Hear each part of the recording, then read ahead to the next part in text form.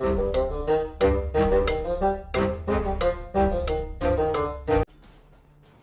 and welcome to the Critically Clueless. I'm Monk, and today we are doing a review for Crossout 2.0. Yes, that's right, Crossout has officially gone 2.0 now, and this game has been released for quite a while, and with the amount of updates they had, putting it in their words, it just felt right to make it a 2.0 across all platforms. Now this game is on the PlayStation, the Xbox, the PC, and even your phone, and this is a free-to-play game. And for those of you that don't know, this is a post-apocalyptic MMO action game. This has Mad Max vibes going up the wazoo. You get to customize and create your very own war machine. And I really like the fact that this is both PvP and PvE. Now I've got to admit, jumping in and creating a brand new vehicle after all this time, I've been removed from this game for about 2 years now. It's been a very, very long time. So it took me a quick second to kind of like have a look at what it was I was supposed to be doing when it came to actually creating a vehicle of destruction. But I had a great time. There is so much that you are actually able to do when it comes to actually building a vehicle. You can also not only have a car or a truck, but you can also have a Leviathan, a big, massive vehicle of destruction as well. You can also have like helicopters and planes. Honestly, the amount of customization and amount of options you have when it comes to actually creating, your thing of beauty is kind of insane and should really be commended. They've done a fantastic job of actually allowing the player to have real agency when it comes to creating their vehicle. To put it into some kind of perspective, you can change the actual frame of the vehicle, making it longer, wider, shorter, fatter, however you want. You can then apply armor to that. You can also apply the amount of wheels that you want, because of course if you've only got 4 wheels and 1 or 2 of them pop, then guess what? You ain't going nowhere. Instead of wheels, you can also have legs. Yes, that's right. I saw some very interesting creations of 36 legged wheeled vehicles. Absolutely insane. When it comes to actually ornaments and defending yourself, you're going to have machine guns, shotguns, rifles, cannons. You can have giant spikes coming off the front or the back of your vehicles. Honestly, there is a lot that you can have within this game when it comes to customization, which I really, really enjoyed. When it comes to actually loading into the different multiplayer games, I found it really, really smooth, actually. Very nice and quick. I'm playing on the Xbox Series S, and I really didn't have to, wait too long to load into any world or any mission at all. It was all really smooth. Everyone seemed to connect really well. I didn't have any dashboardings or visual glitches of any kind, and the game kind of worked as intended, which is absolutely brilliant. I was expecting there to be a few dropouts, but I played a decent few hours and didn't have a single dropout. Now even playing Warzone 2, I have bloody dashboards, so again, a big plus for this game there. I would say that there is quite a massive learning curve when it comes to this game.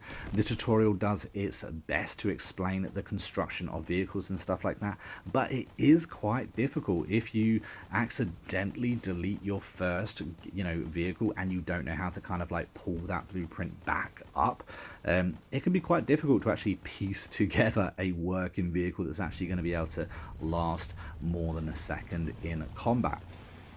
When it comes to duration, remembering this is an MMO, this isn't really so much a story-driven game. There is no real voice acting or anything like that. However, similar to your BRs that are around at the moment, there are a number of different missions and quests and factions and things for you to kind of collect and go through.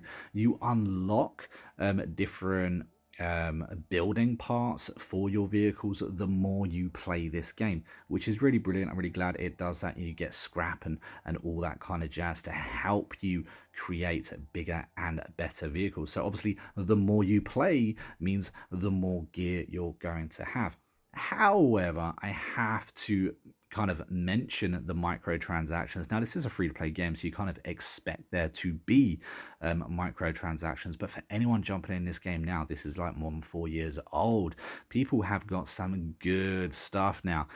It's going to be quite hard.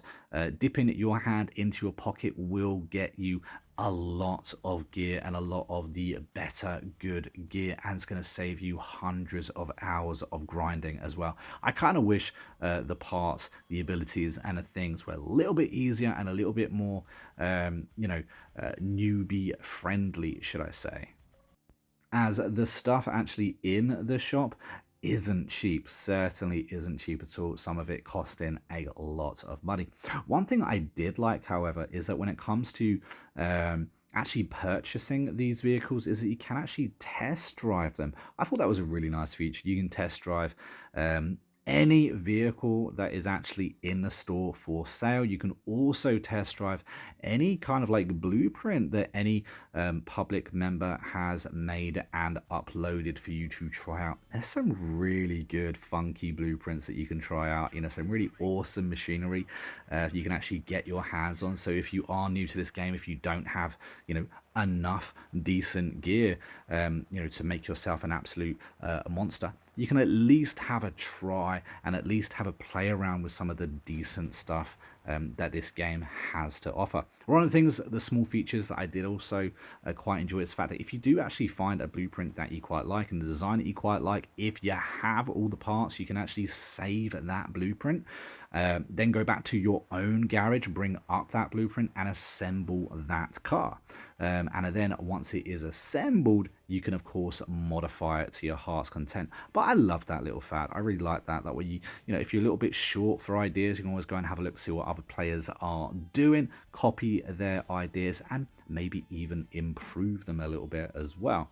Like I said, this is actually a really, really fun game. I've really enjoyed it. The microtransactions are just to be expected. I wish it was a little bit cheaper and, like I said, a little bit noob friendlier. But other than that, I really can't gripe at this game. I'm going to give this game a 7 out of 10. As it is a free-to-play game, if you are looking for options, then seriously, Crossout 2.0 in 2023 is the game for you, especially if you love a bit of Mad Max. But anyway, that is the end of this review. And if you're stuck around to the very end, don't forget to comment red banana down below. Just to confuse all those people that didn't stick to the end or that are simply just new to the channel. And don't forget, we have actually just released a sci-fi book, a novel called Seven Broken and Bound, that is available on Amazon and Kindle Unlimited for absolutely nothing, both ebook and paperback. The link for that is down in the description. But I have been a monk, we've been Critically Clueless, and I will see you in the next video real soon. Until then, happy gaming.